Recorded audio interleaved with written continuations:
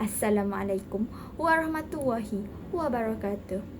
Alhamdulillah, bersyukur kehadrat ilahi kerana dengan limpah kurnia dan rahmatnya saya dapat menyiapkan video tugasan ini. Pada video lepas, saya telah membuat satu video iaitu satu hari satu saranan, iaitu untuk mengajak warga dan masyarakat Institut Pendidikan Guru khususnya di kampus ilmu khas untuk mengamalkan nilai-nilai Islam dalam kehidupan seharian. Melalui video tersebut, saya telah berkongsi bagaimana nilai-nilai Islam dalam kehidupan seharian, sama ada dari segi akhlak, cara berinteraksi maupun amalan kecil yang sering kita abaikan. Video ini pula bertujuan untuk menilai semula pengalaman kami sepanjang menyiapkan tugasan tersebut. Mungkin dari sudut kekuatan, kelemahan dan cadangan penambahbaikan serta bagaimana aktiviti ini dapat membentuk akhlak dan kepribadian berdasarkan contoh Rasulullah. Assalamualaikum warahmatullahi wabarakatuh. Jadi, untuk video kami kali ini, kami akan menganalisis video penganjuran yang telah kami lakukan. Jadi, kami akan menganalisis kekuatan video, kelemahan video, cadangan mengatasi kelemahan video kami dan juga cadangan mengukuhkan akhlak masyarakat berdasarkan akhlak Rasulullah SAW dalam bidang ekonomi.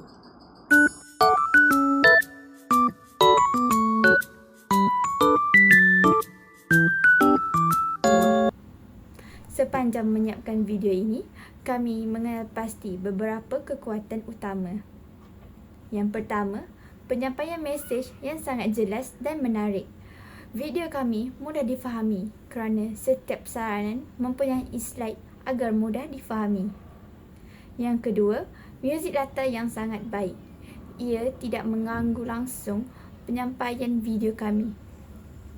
Yang ketiga, kreativiti dalam penyampaian visual. Kami cuba untuk mengelak gaya dokumentari agar tidak terlalu formal.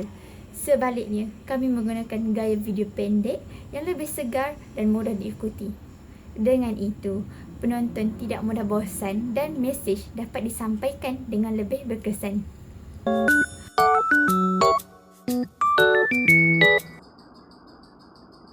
Jadi, pertama sekali saya akan menyampaikan tentang kekuatan video saya. Pertama, video pengajaran yang saya sampaikan menyampaikan kandungan yang tersusun dan juga jelas. Video saya mempamerkan struktur persembahan yang teratur, bermula daripada pengenalan, isi dan juga penutup.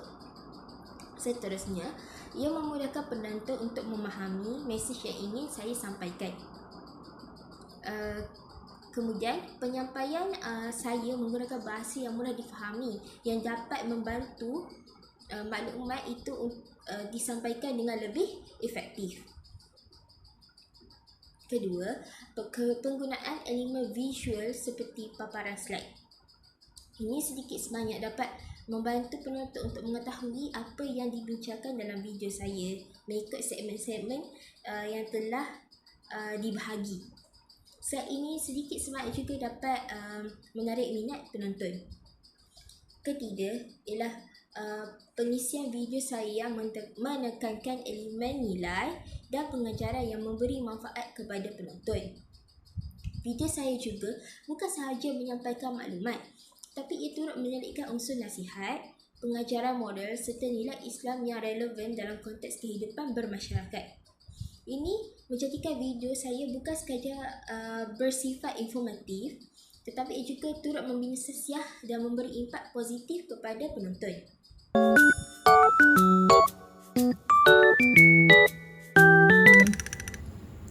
Namun begitu, dalam setiap tugasan pasti ada kekurangan yang boleh diperbaiki. Antara kelemahannya ialah semasa proses penyuntingan, kami menghadapi sedikit gangguan teknikal seperti audio tidak seiring dengan visual dan kualiti video yang menurun selepas ekspor.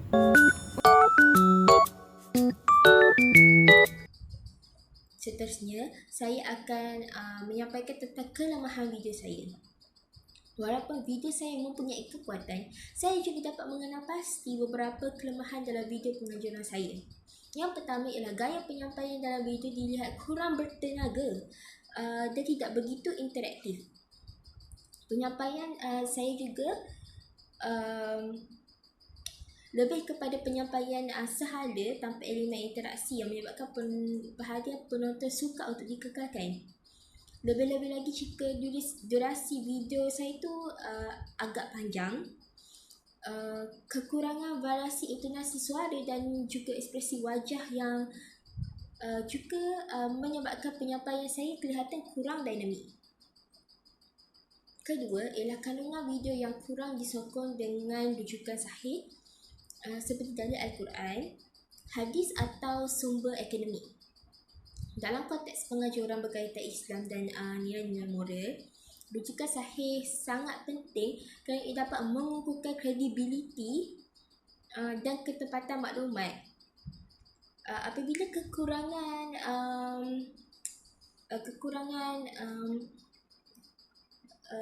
bahan yang sahih, ini menyebabkan hujahan yang disampaikan saya itu kurang kukuh dan kurang memberi impak intelektual kepada penonton. Yang ketiga ialah terdapat kelemahan dari aspek teknikal seperti kualiti video dan pencahayaan yang tidak sekata. Serta syutingan saya itu masih boleh dipertingkatkan. Bunyi latar yang kurang jelas pada setengah bahagian menyebabkan gangguan perhatian penonton. Selain itu, transisi video saya kurang kemas yang menjadikan keseluruhan video itu kelihatan kurang profesional.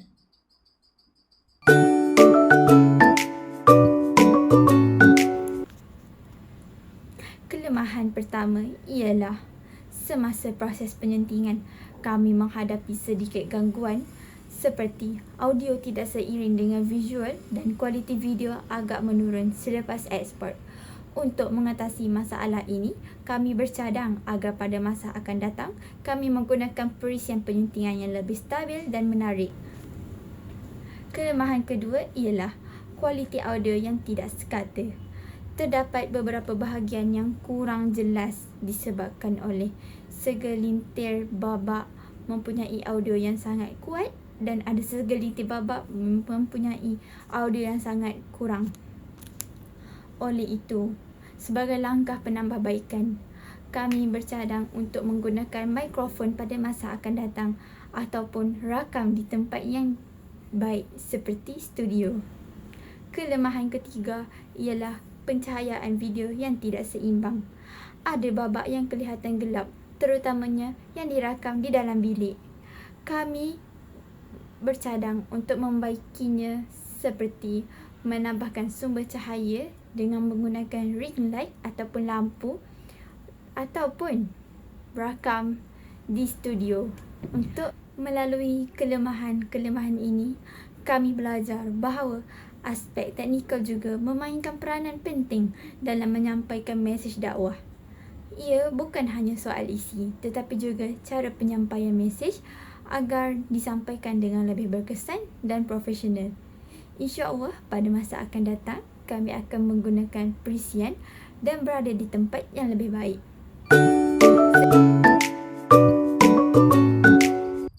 Seterusnya, saya akan membicarakan tentang cadangan mengatasi kelemahan video saya. Bagi mengatasi kelemahan yang dikenal pasti, pertama, penerbitan video saya tu boleh menambah elemen interaktif seperti menjawab soalan mengenai tajuk saya. Saya juga boleh memberi fakta tambahan yang menarik untuk menarik lagi minat penonton. Kedua ialah setiap fakta dan nasihat yang telah saya kemukakan hendaklah disokong dengan dalil Al-Quran, hadis atau sumber yang sahih bagi meningkatkan kredibiliti kandungan tersebut. Penggunaan contoh seperti isu semasa, kes kajian dan kisah benar juga dapat membantu mengukuhkan kefahaman penonton serta meningkatkan keberkesanan mesej tersebut. Yang ketiga ialah aspek teknikal yang perlu diperbaiki dengan memastikan rakaman itu dilakukan dalam persekitaran pencahayaan yang baik. Latihan penyampaian sebelum rakaman juga digalakkan untuk memastikan gaya penyampaian lebih yakin, lancar dan juga menarik.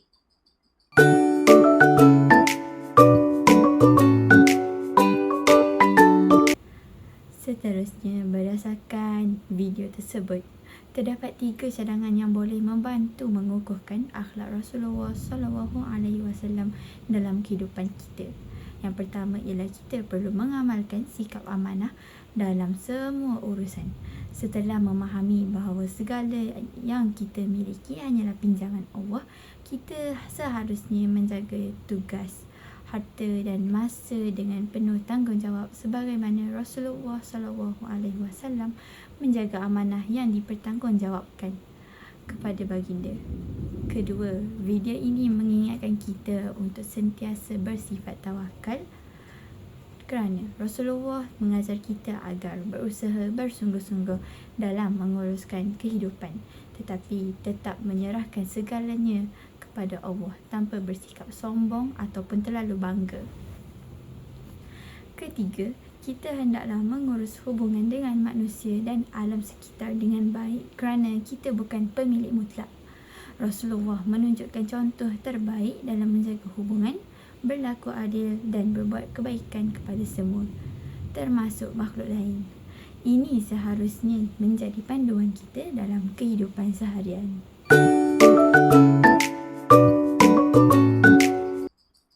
Dan akhir sekali kita akan bergerak kepada cadangan mengukuhkan akhlak masyarakat berdasarkan akhlak Rasulullah SAW dalam bidang ekonomi. Pertama, masyarakat perlu menghayati sifat amanah dan jujur dalam setiap urusan ekonomi. Rasulullah SAW sebagai Al-Amin menekankan bahawa integriti dalam urusan perniagaan dan muamalat. Sikap jujur dalam transaksi seperti tidak menipu harga, tidak menyembunyikan kecacatan barang tersebut dan menepati janji mampu membina sistem ekonomi yang diberkati serta mengekalkan kepercayaan masyarakat. Kedua, masyarakat perlu menghapuskan unsur riba, penindasan dan kezaliman dalam urusan ekonomi. Rasulullah SAW melarang keras riba, penipuan dan juga eksploitasi terhadap orang lain. Prinsip keadilan perlu diterapkan dalam urusan jual beli, pengajian dan perkhidmatan dan juga pembahagian sumber bagi memastikan kesejahteraan sosial dan ekonomi dapat dicapai secara menyeluruh. Ketiga, masyarakat hendaklah memupuk budaya ihsan, sedekah, zakat dan infak seperti yang disarankan oleh Rasulullah SAW. Amalan ini memberi dan membantu golongan yang memerlukan, bukan sahaja menyucikan harta, tetapi ia juga mengurangkan jurang sosial antara golongan yang kaya dan juga golongan yang miskin. Amalan ini memberi kesan positif kepada ekonomi ummah serta membentuk masyarakat penyayang dan berakhlak mulia.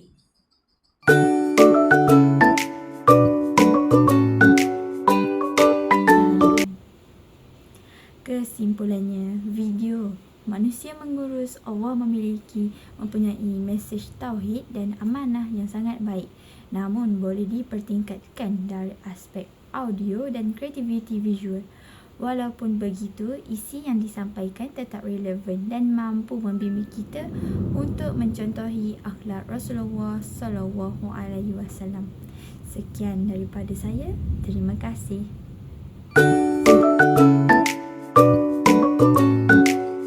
Dan dengan ini, untuk penutup, secara kesimpulannya, penganjuran melalui video saya menunjukkan usaha yang baik dan penyampaian maklumat yang jelas.